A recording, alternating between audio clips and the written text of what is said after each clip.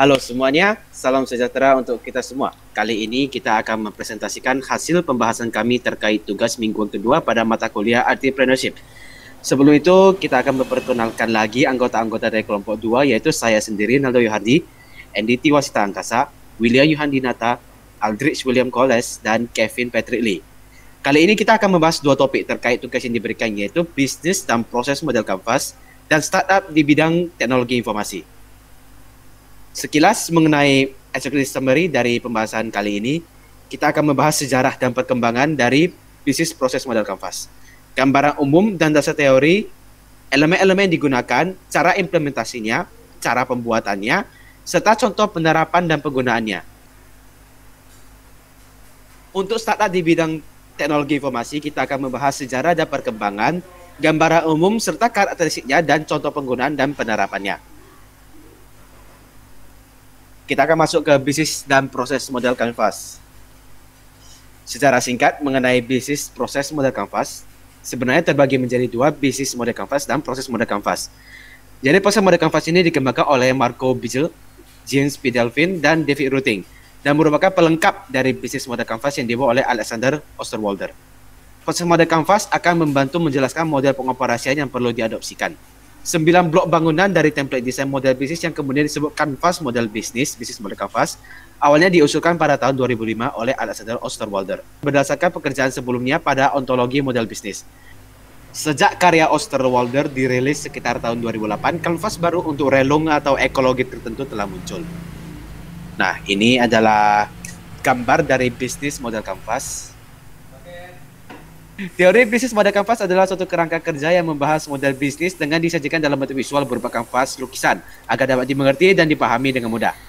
Model ini digunakan untuk menjelaskan, memvisualisasikan, menilai, dan mengubah suatu model bisnis agar mampu menghasilkan kinerja yang lebih optimal. Bisnis model kanvas dapat digunakan untuk semua bisnis tanpa terbatas sektor usahanya.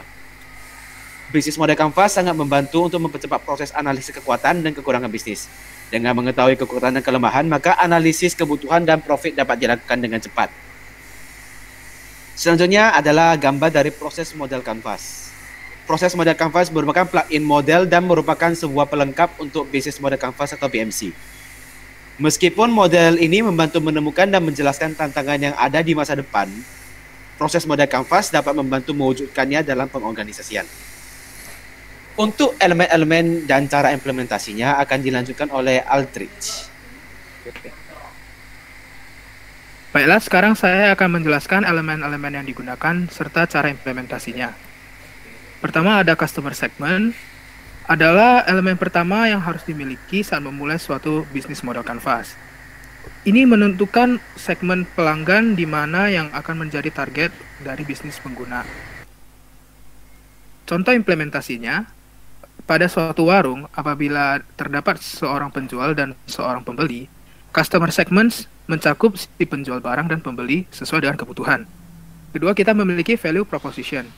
Elemen ini merupakan penjelasan dan rincian dari keunggulan produk, dan apa saja sebenarnya poin-poin yang bisa didapatkan atau menjadi manfaat yang ditawarkan perusahaan bagi target pelanggannya. Hal ini menjadi kesempatan bagi pengguna untuk menjabarkan kekuatan dan keunggulan yang membedakan bisnis pengguna dan bisnis lain, atau keunikan usaha yang didirikan oleh pengguna. Bagian ketiga, channels. Melalui penggunaan channels atau alat pemasaran yang tepat, pengguna bisa menyampaikan value proposition kepada customer segment. Jadi, pengguna bisa mulai memikirkan channels yang mau digunakan dengan baik, karena penentuan channels adalah salah satu elemen penting bagi keberhasilan sebuah bisnis. Contoh implementasinya, pengguna bisa memasarkan bisnis lewat media sosial, brosur, website, dan lain-lain. Baik, selanjutnya kita akan masuk pada revenue streams. Revenue streams ini merupakan bagian yang paling vital di mana perusahaan atau usaha memperoleh pendapatan dari pelanggan. Elemen ini harus dikelola semaksimal mungkin untuk meningkatkan pendapatan bisnis. Apabila ada bahan baku, produk, atau kinerja yang tidak dimanfaatkan secara maksimal, keuntungan yang didapat akan mengecil. Selanjutnya kita akan masuk pada key resource. Key resource atau sumber daya ini merupakan elemen dalam bisnis model kanvas yang berisikan daftar sumber daya yang sebaiknya direncanakan dan dimiliki perusahaan. Tujuannya untuk mewujudkan value proposition mereka. Semua jenis sumber daya, mulai dari pengelolaan bahan baku, penataan sumber daya, dan juga penataan proses operasional harus diperhatikan saat membuat model bisnis. Sebab hal ini akan berdampak pada jangka panjang di bisnis. Selanjutnya kita akan masuk pada bagian key activities. Key activities ini merupakan semua aktivitas yang berhubungan dengan produktivitas bisnis, yang ada kaitannya juga dengan sebuah produk, di mana kegiatan utamanya adalah menghasilkan proposisi nilai. Jadi pada dasarnya elemen ini menjelaskan bagaimana pengguna bisa menciptakan value proposition perusahaan dengan menggunakan beberapa aktivitas supaya produk atau jasa pengguna lebih dikenal dan diterima banyak orang. Bagian berikutnya, key partnership. Key partnership ini adalah untuk pengorganisasian aliran suatu barang atau layanan lainnya. Posisi-posisi partner kunci ini atau key partnership bermanfaat untuk efisiensi dan efektivitas dari key activities yang telah dibuat. Tidak ada salahnya untuk menjalin hubungan baik agar dapat menciptakan siklus bisnis sesuai dengan ekspektasi. Pengguna bisa bekerja sama dengan beberapa perusahaan atau usaha lainnya untuk meningkatkan performa usahanya supaya lebih maksimal. Bagian terakhir dari elemen-elemen ini adalah cost structure. Mengelola biaya secara efisien akan membuat bisnis yang dijalani menjadi lebih hemat dan bisa meminimalkan resiko kerugian. Hal ini juga bisa menentukan proposisi nilai yang tepat untuk pelanggan. Karena itu, cost structure ini sangat penting untuk membuat laporan keuangan yang tepat dan sesuai dengan bisnis pengguna. Bagian selanjutnya, cara pembuatan dan kerja dari bisnis proses model Canvas akan dijelaskan oleh William. Ya, selanjutnya saya akan menjelaskan bagian cara pembuatan dan cara kerja. Pada fase pertama, yaitu mendesain kunci aktivitas KA, yaitu tahap pertama print PMC pada kertas berukuran setidaknya A3. Kemudian pada BMC yang dijelaskan pada KA, ambil salah satu dan letakkan KA di dalam PMC sebagai nama rantai proses. Selanjutnya, mulai diskusi dengan tim mengenai efek the wow untuk pengguna. Dengan informasi apakah pengguna akan mendapatkan perasaan ini, apakah yang membuat sebuah perbedaan. Gunakan sticky notes dan letakkan mereka pada kertas PMC. Selanjutnya, jelaskan nama kecil dari proses. Kemudian, spesifikasikan alur informasi dari pesan dikirimkan ke pesan diterima dari awal sampai akhir. Kemudian, mengidentifikasi risiko. Kemudian pada fase 2 yaitu evolusi model proses. Tahap pertama yaitu jelaskan pemilik bisnis proses dari KA. Selanjutnya, perkaya model dengan pertimbangan-pertimbangan. Selanjutnya, PMC adalah titik awal dari proses desain segaris dengan kebutuhan-kebutuhan yang ada. Next.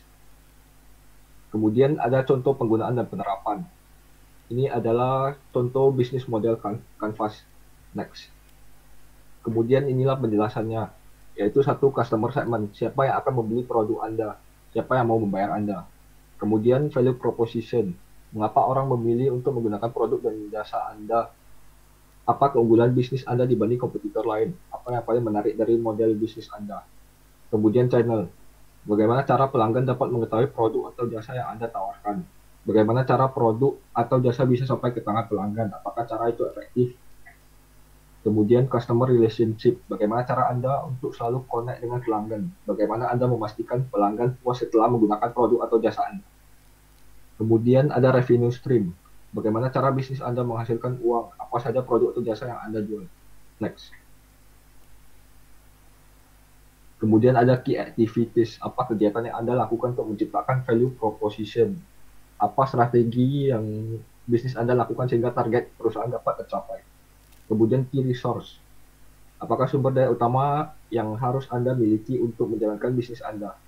Aset apa saja yang Anda butuhkan agar bisnis dapat bersaing dengan bisnis serupa? Kemudian key partnerships, siapa yang dapat mengerjakan hal-hal kebutuhan perusahaan di luar key activities-nya? Siapa pihak supplier atau vendor yang paling menentukan kesuksesan perusahaan Anda? Kemudian cost structure, pengeluaran apa saja yang dibutuhkan untuk menjalankan model bisnis ini? Komponen biaya apa saja yang dibutuhkan pada setiap elemen key activities, key resource, dan channel. Next. Kemudian ada contoh penerapan. Misal penyedia layanan solusi informasi kesehatan meliputi penyakit dokter dan rumah sakit kesehatan seperti Aldo Dokter. Customer segmentation-nya masyarakat pengguna internet dengan umur tertentu dan berada di daerah tertentu. Channelnya berupa situs Google dan situs komunitas kesehatan serta situs berita kesehatan dan lain-lainnya. Customer relationship-nya berupa sosial media, forum, dan lainnya. Partnership-nya yaitu dokter rumah sakit, penyuluh kesehatan, dan lainnya. Key resource-nya yaitu ahli kesehatan, dokter, perangkat IT, dan programmer. Key activities-nya berupa produksi konten dan kerjasama dengan dokter, rumah sakit, dan pengembang IT, serta marketing online dan lainnya. Cost structure-nya yaitu biaya produksi konten, biaya pengembangan IT, dan lainnya. Revenue stream berupa pendapatan iklan, jasa, konsultasi, fee pemesanan kamar, rumah sakit, dan lainnya. Ya, sekian dari bagian bisnis proses model Canvas. Selanjutnya saya kembalikan ke moderator untuk melanjutkan ke bagian startup. Baik, terima kasih kepada William. Selanjutnya kita akan masuk ke bagian startup. Sejarah dan perkembangan dari startup. Jadi istilah apa itu startup sendiri diartikan juga sebagai sebuah perusahaan baru yang sedang dilakukan pengembangan. Namun saat ini istilah apa itu startup cukup diidentikan dengan segala hal yang berhubungan dengan teknologi, internet, web, atau hal lain yang masih ada dalam ranah tersebut. Istilah startup itu sendiri merupakan hal-hal yang berhubungan dengan internet, website, teknologi, dan hal lainnya. Hal ini karena istilah apa itu startup baru mulai populer hingga skala internasional pada era Bubble.com. Era Bubble.com merupakan sebuah periode yang terjadi antara tahun 1998 hingga 2000. Ada banyak perusahaan .com yang didirikan hampir bersamaan. Pada saat itulah sedang gencarnya sebuah perusahaan membuka website yang dimiliki mereka pribadi. Saat itu pula internet semakin dikenal banyak orang sebagai salah satu ladang baru dalam memulai bisnis. Saat itu pula apa itu startup mulai lahir dan berkembang. Baiklah, untuk penjelasan lebih lanjut lagi mengenai startup akan dilanjutkan oleh teman saya, Kevin. Baiklah, selanjutnya tentang gambaran umum startup. Sebetulnya, cerita startup ini bukanlah cerita yang baru. Cerita startup umumnya berbau kesuksesan, seperti situs Facebook. Di luar cerita sukses tersebut, sebetulnya lebih banyak kegagalan yang dialami oleh para startup. Dikatakan bahwa hanya 1 dari 10 startup yang sukses. Sayangnya, cerita kegagalan ini jarang sekali dibahas. Terdapat karakteristik dalam sebuah perusahaan yang memang bisa dikategorikan sebagai startup. Beberapa karakteristik yang dimiliki tersebut antara lain, perusahaan memiliki pendapatan kurang dari 100.000 US dollar per tahunnya. Lalu usia perusahaan yang kurang dari 3 tahun. Jumlah pegawai yang ada kurang dari 20 orang. Perusahaannya yang masih dalam tahap perkembangan. Umumnya perusahaan beroperasi melalui website. Lalu perusahaan beroperasi dalam bidang teknologi. Produk yang dihasilkan juga berupa aplikasi berbentuk digital. Lalu, contoh penggunaan startup. 1. Bisnis startup properti. Bisnis di bidang properti tidak selalu mudah, akan tetapi pemilik startup bisa memaksimalkan peluang bisnis ini. Pemilik startup bisa menyediakan sejumlah tips untuk menemukan hunian yang sesuai dengan kebutuhan calon klien. Di samping itu, juga bisa memperluas relasi dengan mencarikan solusi untuk meminjamkan kredit hunian ringan yang bisa disediakan untuk mempermudah klien membeli rumah atau apartemen. Yang kedua, bisnis startup perdagangan. Pada masa kini, banyak sekali orang yang lebih suka melakukan kegiatan berbelanja online dibandingkan konvensional. Selain itu, harga barang yang ditawarkan pun lebih murah. Dengan startup jenis ini, kebutuhan konsumen bisa dipenuhi secara mudah, hemat, dan praktis. Mereka tak perlu pergi ke toko secara langsung dan akan membuang energi. Hal ini bisa dijadikan sebagai satu bentuk bisnis startup yang menjanjikan. Oke. Yang ketiga, bisnis startup game. Pemilik startup bisa memilih jenis bisnis startup yang satu ini untuk memenuhi kebutuhan generasi milenial. Pemilik startup bisa mengemas game secara menarik dan seru, sehingga siapa saja yang mengunduh bisa memainkan dan menikmatinya secara maksimal. Yang keempat, bisnis startup sekuritas. Sekuritas sendiri adalah jenis startup yang nantinya akan menyediakan platform berinvestasi saham secara online seperti reksadana dan saham forex. Di sini, pemilik startup bisa menyediakan platform untuk mereka yang ingin melakukan jual beli online untuk reksadana, memberi informasi, layanan data, saham, alat investasi reksadana, obligasi, serta masih banyak yang lainnya. Yang kelima, bisnis startup insurance. Bisnis yang ini cukup menarik dan berbeda dari sistem konvensional. Pemilik startup tidak harus mengejar target dan promosi seperti yang dilakukan kebanyakan marketing. Biasanya, asuransi secara konvensional mengharuskan seseorang menyisihkan setiap uang setiap bulan untuk iuran wajib, dan manfaatnya akan dirasakan di masa yang akan datang. Startup asuransi di sini menyediakan layanan untuk pelanggan dengan menyediakan info dokter terpercaya, rumah sakit, dan sebagainya. Bagian selanjutnya akan dilanjutkan oleh teman saya, NDT. Oke, saya akan melanjutkan contoh penerapan startup. Contoh penerapannya di Blibli.com. Blibli.com tercatat sebagai situs e-commerce termuda di Indonesia. Startup ini menjadi bapak untuk menjual berbagai jenis barang. Kerumitan transaksi di dalamnya cukup membuatnya dijuluki Amazon.com versi Indonesia. Blibli lebih menitik beratkan kepada hal-hal yang berhubungan dengan teknologi. Blibli menerima Visa atau Mastercard dan dirancang untuk mendapatkan persetujuan serta jaminan keamanan dari VeriSign, perusahaan autentifikasi layanan yang berbasis di Amerika Serikat.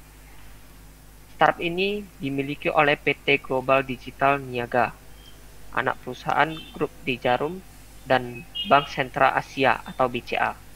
Oleh karena itu, merek-merek ternama seperti Cartier, Harley Davidson, dan Philips menjadi tertarik.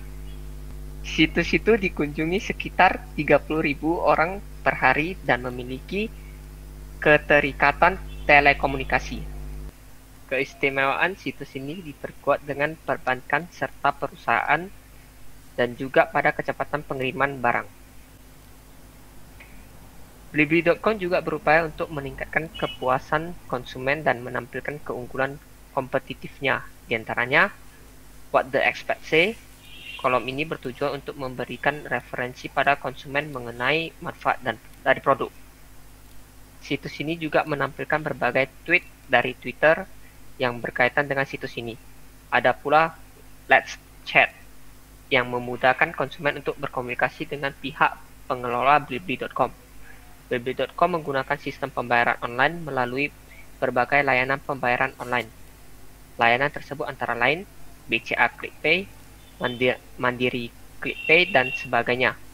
Di samping itu, dalam hal pengantaran barang kepada konsumen, Blibli.com bekerja sama dengan berbagai perusahaan yang melayani jasa antar barang, contohnya JNE.